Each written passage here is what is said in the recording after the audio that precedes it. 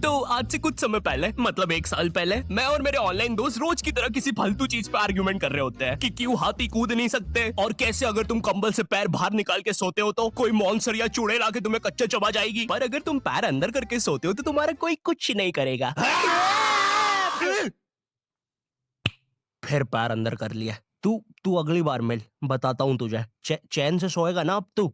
ले तेरा light on कर दिया, अब ठंड में बिस्तर से उठना पड़ेगा। ले तेरा पंखा भी ऑन कर दिया अब तो ऐसी किसी बात पे आर्ग्यूमेंट चल रहा होता है, तो उसी बीच न जाने मेरे दिमाग में क्या आता है और मैं बोलता हूँ, तुम लोग अच्छे लोग हो, हमें मिलना चाहिए। ये सुन के भैया सन्नाटा मच गया। हाँ क्या बोला तूने? आयु तुझे पता है ना ऑनलाइन दोस्त कभी मिल नहीं सकते। इनफैक्ट ऑनलाइन दोस्त जैसी तो कोई चीज ही नहीं होती, हम सब तो रोबोट है। आयु तू हमारा दोस्त हो ही नहीं सकता, हम जा रहे हैं। फिर उन लोगों ने एक दूसरे के गले में हाथ डाला और नहीं क्यों गुस्से में डोरेमोन का थीम सॉन्ग गाने लग गए, वो भी तमिल में।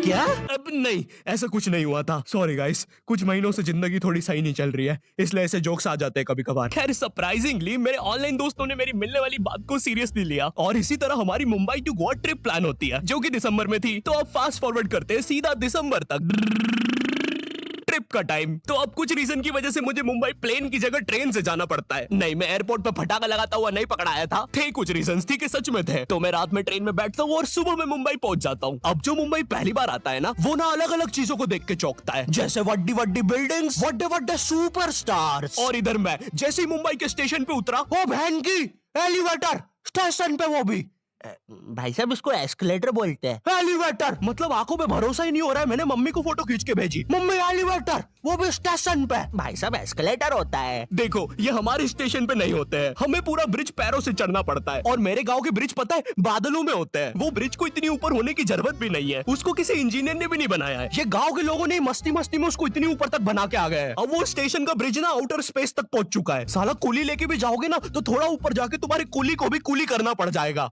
भाई साहब कुली करना पड़ेगा। अरे किया तो है तुम्हें। अरे आपको ने मुझे कुली करना पड़ेगा। रुको कुली।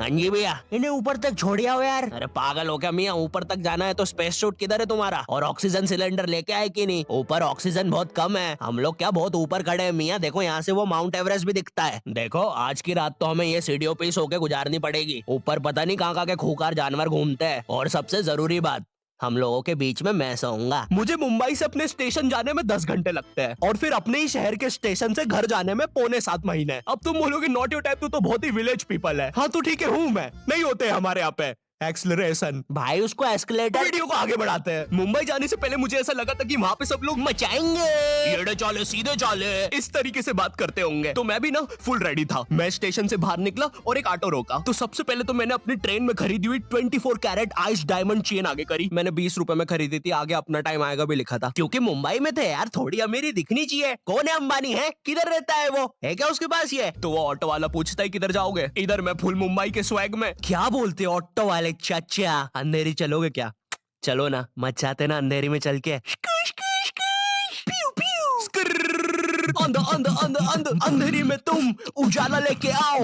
ऑटो में क्यों बैठे हो? लैम्बोर्गिनी लाओ। ये अंधेरी में तुम आओ। क्यों चाचा? अरे भाग भाग जल्दी भाग। मादर है, कड़कती धूप में मुजरा दिखा रहे मेरे को। अभी भी ज्यादा दूर नहीं गए, ऑटो से चीप सकता हूँ। हम लोग हमारी मुंबई के अपार्टमेंट आ जाते हैं, वहाँ पर थोड़ा सा रेस्ट करते हैं, क्योंकि स्टेशन से अपार्टमेंट तक तो हम भगते भगते आए थे। वो ऑटो वाला पीछे पड़ा था ना। क्यों पीछे पड़े हो हमारे? जाओ ना। नहीं मजाक कर रहा हूँ। 700 रुपए की टैक्सी करनी पड़ी थी अपार्टमेंट तक। 700 रुपए की। 700 रुपए पता भी है कितने होते हैं? 700 रुपए में पता है तुम मुंबई में क्या क्या कर सकते हो? तुम कर सकते हो 700 रुपए में तुम 700 रुपए में वापस उसी टैक्सी में बैठ के स्टेशन जा सकते हो। भाई साहब मैंने 750 कर लिया है रेट। कितनी महंगी है मुंबई। तो अब मैं और मेरा दोस्त डेस्क, हम लोग हमारे बाकी 2 दोस्त से पहले आ गए थे। तो अब हमारे पास कुछ करने के लिए नहीं था, तभी मुझे मेरी एक फीमेल फ्रेंड ने मॉल में मिलने बुला लिया। तो हम लोग जाते हैं मिलने, वापस 700 लगा के। ये मुंबई भी ना। तो मेरी दोस्त ने ना मुझे एक मूवी देखने बुलाया था, अवतार। मूवी में ज्यादा कुछ खास था नहीं, कुछ नीले लोग नंगे होके पानी में भाग रहे होते हैं रोबोट मशीन से बच के। ये मूवी मैंने 3D में देखी थी, ज्यादा कुछ चेंज नहीं हुआ। अब बस वो नंगे लोग मेरे साइड से निकल के भाग रहे थे। हम ये जंग जीत के रहेंगे। सर वो सब तो ठीक है, वो आदमी कौन है? अरे वो हमारी मूवी देख रहा है 3D में। उसे तो मजा ही आ जाएगा जब हम सब नंगे होकर उसके सामने से भागेंगे। मेरी बात सुनो सब लोग, हम लोग उसके बहुत पास से भागेंगे लेकिन उसे टच नहीं करेंगे। जिमी, मैंने तो अपने हाथ भी गीले कर लिए सूसू से। जैसे ही मैं नंगा होके उसके पास से भागूंगा, अपने हाथ उस पे लपलपा दूंगा। चीटों से उसे लगेगा मूवी और रियल है। मेरी जिस फ्रेंड ने मुझे मॉल में बुलाया था उस दिन उसका बर्थडे था और मैं इधर बेशरम बेहया खाली हाथ गया था, बिल्कुल उस लेंडू बच्चे की तरह जो बर्थडे पार्टी में खाली हाथ आ जाता है। फ्री का नमकीन और केक दे दो बस उसे। तो ये बच्चा इधर मैं था। चीजें अभी इधर खत्म नहीं हुई हैं। उस बंदी ने फिर मुझे गिफ्ट दे दिया। चीजें अब सीरियस हो गई है। दुनिया का सबसे बड़ा क्राइम इधर, ठीक है, इधर है। और फिर आता है किसी के बर्थडे पे उनसे ही गिफ्ट ले लेना इधर। पहले तो मुझे समझ में नहीं आया कि ये बंदी मुझे टॉन्ट मार रही है कि सच में गिफ्ट दे रही है। मुझे उस समय इतनी ज्यादा शर्म की अनुभूति और आभास हो रहा था, मेरा मन कर रहा था उठ के भाग जाऊं वहां से।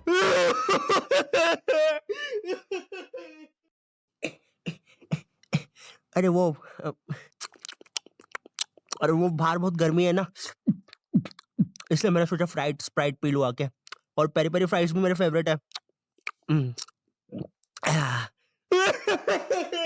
देखो, अगर उस टाइम में चाहता तो अपने पीछे वाले जेब से बटवा निकाल के एक 50 का करारा नोट और 1 रुपया लगा के बड्डा लिफाफा बना के उसे दे देता। लेकिन मैं कोई 80 साल का दादाजी नहीं हूँ और वो भी मेरी पोती नहीं है, तो अब मैं कुछ कर नहीं सकता था। इसलिए मैंने बेशर्मों की तरह उसका गिफ्ट ले लिया और कमियां भी निकाल रहा हूँ। घड़ी तो अच्छी लाई हो तुम, लेकिन फास्ट ट्रैक की लाती तो अच्छी है घड़ी। समुद्र के बीचों बीच पहुंचते हो ना, तो वो बोट वाला तुमसे पूछता है कि तुम्हें पानी में जाना है क्या। तो अब यहाँ पे जिसको तैरना नहीं आता है वो तो कुछ नहीं बोलेगा, लेकिन उस समय मेरे दिमाग में पता नहीं क्या चल रहा था कि मुझे पूरे गोवा के एक्सपीरियंस लेने हैं। मुझे तैरना नहीं आता है, मैं उतर गया समुद्र में। शुरुआत के 3.25 सेकंड तो कुछ भी नहीं हुआ, फिर पानी मुझे नीचे खींचने लगता है। ये तो कुछ भी नहीं, अब मैं बोट से भी दूर जा रहा हूँ धीरे धीरे। भैया भैया भैया भैया घंटा नहीं सुन रहा मेरी बात। मेरी इधर फटी पड़ी है, मैं कुछ भी चिल्ला रहा हूँ पानी में।